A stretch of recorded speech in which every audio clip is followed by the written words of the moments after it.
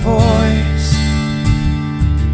Move by the light, make a choice. Listen to my voice. I got something to say. This is your Resolve to Read daily reading. It's July 1st, and we're reading from the book of Isaiah. Come near, you nations, and listen. Pay attention, you peoples. Let the earth hear and all that is in it, the world and all that comes out of it. Yahuwah is angry with all nations. His wrath is upon all their armies. He will totally destroy them. He will give them over to slaughter.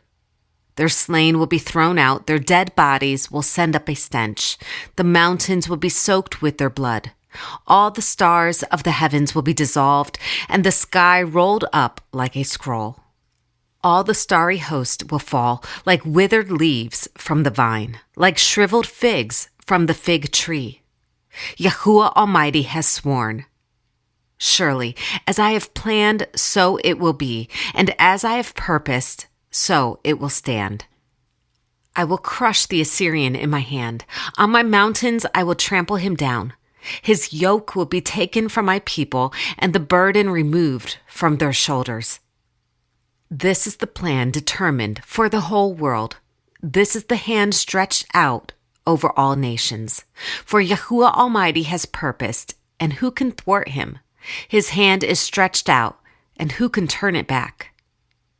An oracle concerning Moab. Ar in Moab is ruined, destroyed in a night. Ker in Moab is ruined, destroyed in a night. Dibon goes up to its temple, to its high places to weep. Moab wails over Nebo and Medeba. Every head is shaved, and every beard cut off. In the streets they wear sackcloth, on the roofs and in the public squares. They all wail, prostrate with weeping. Heshbon and Elealeh cry out. Their voices are heard all the way to Jahaz. Therefore, the armed men of Moab cry out, and their hearts are faint. My heart cries out over Moab. Her fugitives flee as far as Zoar, as far as Eglath Shalishiyah. They go up the way to Luhith, weeping as they go.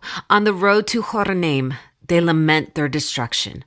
The waters of Nimrim are dried up, and the grass is withered. The vegetation is gone, and nothing green is left. So the wealth they have acquired and stored up, they carry away over the ravine of the poplars. Their outcry echoes along the border of Moab. Their wailing reaches as far as Eglaim, their lamentation as far as Beer Elim. Dimon's waters are full of blood, but I will bring still more upon Dimon, a lion upon the fugitives of Moab, and upon those who remain in the land. Send lambs as tribute to the ruler of the land, from Selah across the desert to the mount of the daughter of Zion. Like fluttering birds pushed from the nest, so are the women of Moab at the fords of the Arnon. Give us counsel, render a decision, make your shadow like night. At high noon, hide the fugitives, do not betray the refugees. Let the Moabite fugitives stay with you, be their shelter from the destroyer. The oppressor will come to an end, and destruction will cease. The aggressor will vanish from the land. In love, a throne will be established. In faithfulness, a man will sit on it. One from the house of David. One who in judging seeks justice and speeds the cause of righteousness. We have heard of Moab's pride, her overweening pride and conceit, her pride and her insolence. But her boasts are empty. Therefore the Moabites wail. They wail together for Moab, lament and grieve. For the men of Kir Hareseth, the fields of Heshbon wither, the vines of Sibmah also. The rulers of the nations have trampled down the choicest vines, which once reached Jazer and spread toward the desert. Their shoots spread out and went as far as the sea. So I weep, as Jazer weeps, for the vines of Sibmah. O Heshbon, O Elealeh, I drench you with tears.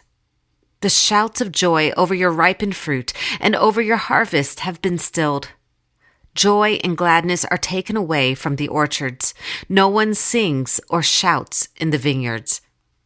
No one treads out wine at the presses, for I've put an end to the shouting. My heart laments for Moab like a harp, my inmost being for Kir Hadaseth. When Moab appears at her high place, she only wears herself out. When she goes to her shrine to pray, it is to no avail. This is the word Yahuwah has already spoken concerning Moab. But now Yahuwah says, within 3 years, as a servant bound by contract would count them, Moab's splendor and all her many people will be despised, and her survivors will be very few and feeble. An oracle concerning Damascus. See, Damascus will no longer be a city, but will become a heap of ruins. The cities of Arar will be deserted and left to flocks, which will lie down with no one to make them afraid. The fortified city will disappear from Ephraim and royal power from Damascus. The remnant of Aram will be like the glory of the Israelites, declares Yahuwah Almighty. In that day, the glory of Jacob will fade. The fat of his body will waste away. It will be as when a reaper gathers the standing grain and harvests the grain with his arm, as when a man gleans heads of grain in the valley of Rephaim. Yet some gleanings will remain, as when an olive tree is beaten, leaving 2 or 3 olives on the topmost branches, 4 or 5 on the fruitful boughs, declares Yahuwah, the God of Israel. In that day men will look to their Maker and turn their eyes to the Holy One of Israel. They will not look to the altars, the work of their hands. And they will have no regard for the Asherah poles and the incense altars their fingers have made.